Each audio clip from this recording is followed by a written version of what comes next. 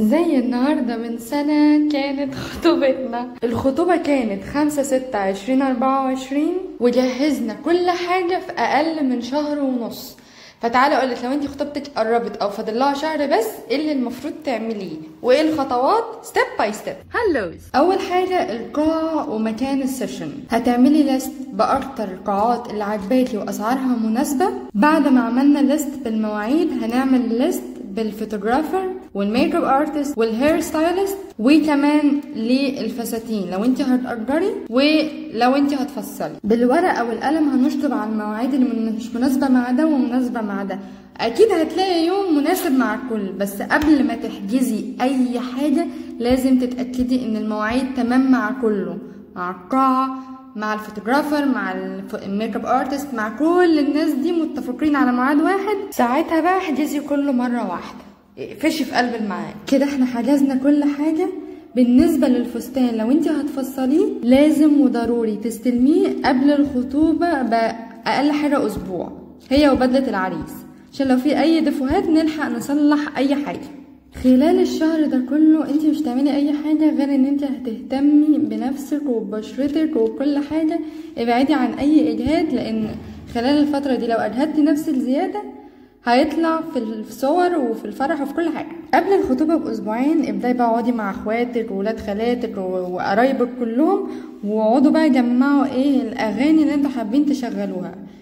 كتري وشوفي هتعملي فقرات ايه، هتشغلي عليها اغاني ايه، ولما ترقصوا سلو هتشغلوا برضو اغنيه ايه. الكلام ده كله اقعدي جمعيه في ورقه كده وتوديه للدي جي صاحب القاعه، عشان ما يشغلكيش اغاني انت ما تحبيهاش او ما تعرفيهاش، يبقى الاغاني على مزاجك انت. هنتجه بقى للضوافر. الضوافر اهم منك انت في الخطوبه، لان هي اكتر حاجه بتبان في الصور. اعمليها عند حد نضيف وموثوق فيه وقبل الخطوبه باسبوع، وما تعتمديش على تركيب الضوافر لان هي هتقع مع البهدله. انا عملت فيك نيلز وبصراحه قعدت معايا حبه حلوين. هنخش بقى على قبل الخطوبه بيوم. انا عملت الستايلنج لنفسي وخالته عملت لي التسريح، وطبعا خدت دش قعدت لي فيه ساعتين 3 في الحمام، حمام مغربي كامل متكامل، وبعدها الشيفنج او السويت وجبنه وعجويه، اي حاجه يعني اللي يجي في سكتك.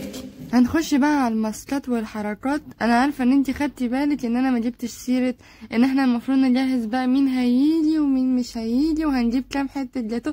لا، الحاجات دي حوارات كبار احنا ملناش دعوه بيها. انتي بس قولي اكتبي فرع كده سمي اصحابك اللي انتي عايزه تجيبيهم، ده اخرنا احنا الصغيرين. انا عروسه مش عايزه اتبهدل.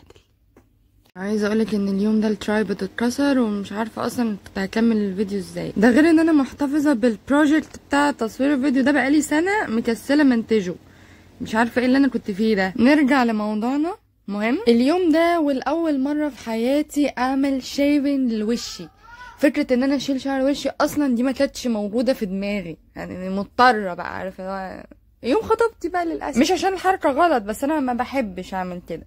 مهم هعقم بقى الفلامينجو واحط جل صبارة على وشي. انا استخدمت شان جل، ونبدا بقى زي ما بيعملوا بالتكنيك في اتجاه الشعر بالراحه، ما بقاش راحه جايه، عارفه انت الحاجات دي. ده شكلي عادي وانا مصدومه ان المنظر ده بيطلع من وشي.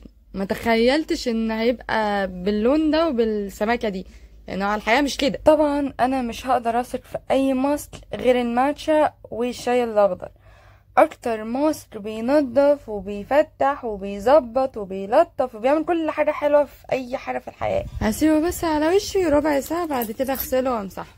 طبعا مش هنسى رقبتي. اهم نصيحه اقدر اقدمها لك، ما تجربيش ماسك جديد. لازم تحطي ماسك انت متعوده عليه وما عندكيش منه حساسيه، عشان احنا قبل الخطوبه بيوم، واخده بالك انت.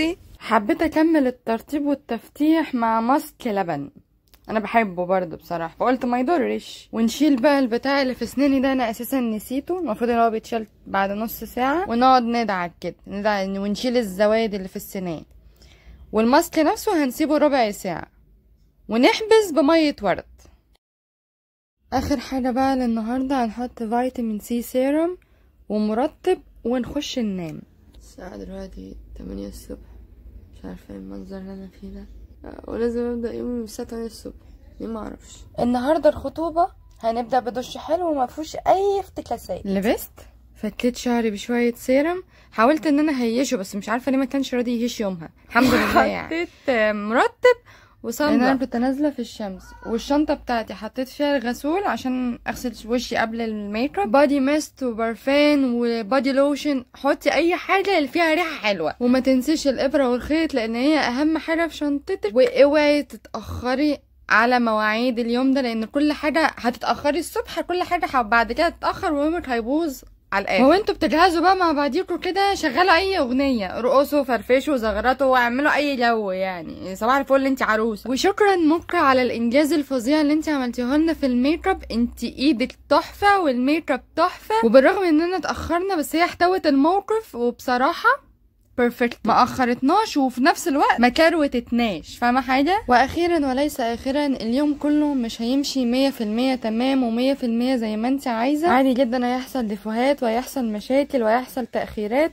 انت اهم حاجه ما تتوتريش وما تركزيش على الهادي يا زبادي. والف مبروك ليكي يا احلى عروسه، وان شاء الله اليوم هيعدي حلو وجميل زي بس كده. باي.